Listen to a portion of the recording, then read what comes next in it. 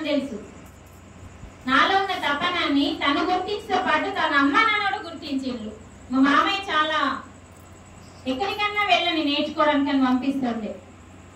అంటే నా కుటుంబము నాకు ఎంత సపోర్ట్ ఉంటేనే అంత ఎత్తు ఎదగడానికి కారణం. ఇవన్నీ ఫస్ట్ నాకు ఏమి తెలియని స్థితిలో అహం ఉంటుండే. నాకు శివరాత్రి అంటే చాలా ఇష్టము. ఆ శివరాత్రి రోజు ఎవ్వరు పూజ చేయగల ముందు నేను చేయాలన్న అహం ఉంటుండే అమ్మ నాకు. రాత్రి 2 గంటలకి శివరాత్రికి ఉదయం బ్రహ్మ గడియల కంటే ముందు 12 తర్వాత 2 గంటలకు లేచి ముందు నా అభిషేకం జరగాలన్న అహం ఉంటుండే. అంటే పూజలు ఎక్కువ చేసేదాన్ని. ఎలా ఉంటుండే అంటే అన్ని స్తోత్రాలు వస్తుండే. ఏ దేవుని మీద స్తోత్రం పాడకపోతే ఏ దేవునికి కోపం వస్తుందని అన్ని స్తోత్రాలు నేర్చుకున్నా. అన్ని స్తోత్రాలు వాడితే అన్ని ఎట్లా అంటే అహం అంటే సేమ్ రావణాసురుడు అందరూ నా మాటే వినాలి. ఆ స్థితి మన అందరిలో ఉంది. ఎక్కువ తక్కువ ఇందాక చెప్పింది కదా సార్, బ్రహ్మ రాసిన తలరాతని మార్చుకోవచ్చు అని ఎందులో ఉందని చెప్పిండు సార్. మహాభారతంలో ఉంది, రామాయణంలో ఉందమ్మా. ఇదేదో మేము చెప్పింది కాదు, బ్రహ్మ స్వయంగా చెప్పింది. ఎందుకు బ్రహ్మ రాసిన తలరాతని మార్చే శక్తి బ్రహ్మకు లేదు, కానీ మనం చేసే దానానికి, మనం చేసే ధ్యానానికి, మనం చేసే జపానికి ఉన్నదని చెప్పిండు. చెప్పండి ఏమేమి జపము అంటే? మాల జపం కాదు, వీర బ్రహ్మం గారు చెప్పిన జపము. ఏం జపం చెప్పిండు ఆయన?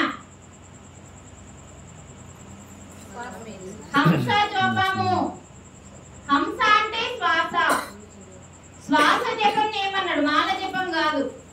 మాల జపంలో మనసు పనిచేస్తుంది, శ్వాస జపంలో మనసు పనిచేయది.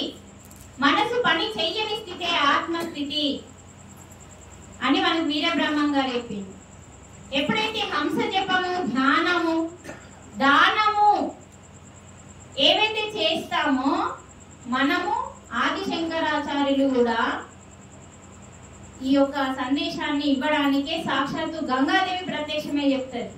నీ కర్మ ఇంతే చావు అని చాలా మంది ప్రజలని భయపెడుతున్నారు. నీ కర్మ ఇంతే చావు అన్నది ఎక్కడ లేదు. నా కర్మని దగ్ధం చేసుకో. అందుకే కదా భగవద్గీతలో జ్ఞానాగ్ని దగ్ధ కర్మానం అంటుండు.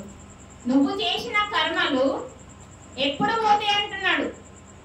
ఎప్పుడు అమ్మా ఎప్పుడు పోతాయి అంటున్నాడు? జ్ఞానము వచ్చినప్పుడు. ఏ జ్ఞానం? భగవంతుడు నేను వేరు కాదు. భగవంతుడు అంతటా ఉన్నాడు, అన్నింటిలో ఉన్నాడు, నాలో కూడా ఉన్నాడు, నా గుండెలో కూడా ఉన్నాడు. అక్కడికి వెళ్ళడమే దైవత్వము. అది ఎప్పుడైతే తెలుసుకుంటామో అది జ్ఞానము, ఆత్మ జ్ఞానము. అంటే భగవంతుడు వేరు, నేను వేరు కాదు. భగవంతుడు నేను ఒక్కటే. ఆ స్థితిని తెలుసుకోవడానికి ఒకే ఒక జన్మ, మానవ జన్మ. ఏ జీవికి లేని అవకాశం మానవ జన్మకు ఉంది. మరి ఈ మానవ జన్మకి ఈ అవకాశం ఉంది కాబట్టి మరి ఈ అవకాశాన్ని తెలుసుకునే ఒకే ఒక మార్గమే ధ్యాన మార్గం. ఎప్పుడైతే ఇది తెలుసుకుంటామో జ్ఞానం వస్తుందో, ఈ జ్ఞానం ఎంతెంత అగ్ని పెరుగుతుందో అందులో మనం చేసిన కర్మలు దగ్ధమైతే అని సాక్షాత్తు కృష్ణ భగవానుడు భగవద్గీతలో చెప్పింది. ఇక్కడ మనకు దుర్యోధనుడి గురించి చెప్పింది కాదు, ఇంకెవరి గురించి? విభీషణుడు. భీష్ముడు అంటే విభీషణుడు. భీష్ముడు ఇక్కడ మహాభారతంలో. విభీషణుడు అంటే రావణాసురుని తమ్ముడు. బుద్ధికి సంబంధించిన వాడమ్మ. ఆయనకి గండం ఉంటది, 50 సంవత్సరాలు 70 సంవత్సరాల తర్వాత మరణించాలని. మరి మరణించిందా? ఈ రోజు చిరంజీవిగా ఉన్నాడమ్మా ఆయన. మీకు తెలుసో తెలియదు. ప్రతి పిల్లవాడు పుట్టిన రోజు తలుసుకోవాల్సిన మహానుభావుడు ఆయన విభీషణుడు. ఈ రోజు చిరంజీవిగా ఆయన జన్మ తీసుకొని ఉన్నాడు ఇప్పటికి. అంటే మనకు సప్త ఋషులలో సప్త చిరంజీవులు ఉన్నారమ్మా. ఎప్పటికీ మరణం లేని వాళ్ళు ఈ భూమి ఉన్నంత కాలం. గండం ఉన్నాయినా మరి ఎలా మార్చుకున్నాడు అంటే ప్రతి క్షణము పంచాక్షరి మంత్రంతో, అష్టాక్షరి మంత్రంతో తపస్సు చేసిండు ఆయన. అష్టాక్షరి మంత్రం, పంచాక్షరి మంత్రం గురించి మనం మొన్న తెలుసుకున్నాం. శివరాత్రి రోజు ఆయన దాన్ని తపస్సు చేసిండు. ఆ తపస్సు చేసినప్పుడు ఆయన గండం పోయింది, అందుకే ఆయన ఆయుష్ పెరిగింది. మరి దుర్యోధనుడు ఎన్నో సంవత్సరాలు బ్రతకాల్సిన అతను దేని వల్ల తొందరగా మరణించిండు? తన కర్మ వల్ల, తన అధర్మం అనే కర్మ చేసిండు కాబట్టి. అంటే మన యొక్క తలరాత అనేది మన కర్మని బట్టి నిర్ణయిస్తుంది, మన జ్ఞానాన్ని బట్టి. అందుకే చెప్పిండు సారు. అంటే మనం ఏడుస్తున్నాం కదా, నా తలరాత ఇంతే, ఇంకేం చేయలేము అని ఏడుస్తున్నాం కదా.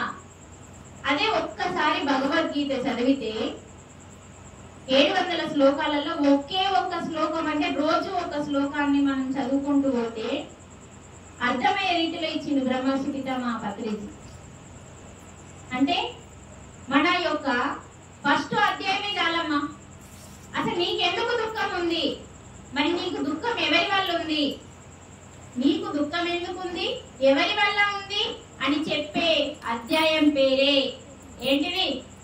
అర్జున విషాద యోగం. ఆ అర్జున విషాద యోగం అనేది మీకు ఎన్నోసార్లు చెప్పిన నేను.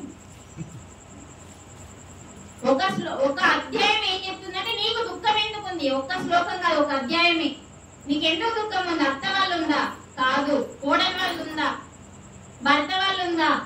భార్య వాళ్ళు ఉందా? కాదు. ఈ రూపంలో ఎందుకు వచ్చింది? అత్త వల్ల నాకు ఎందుకు వచ్చింది?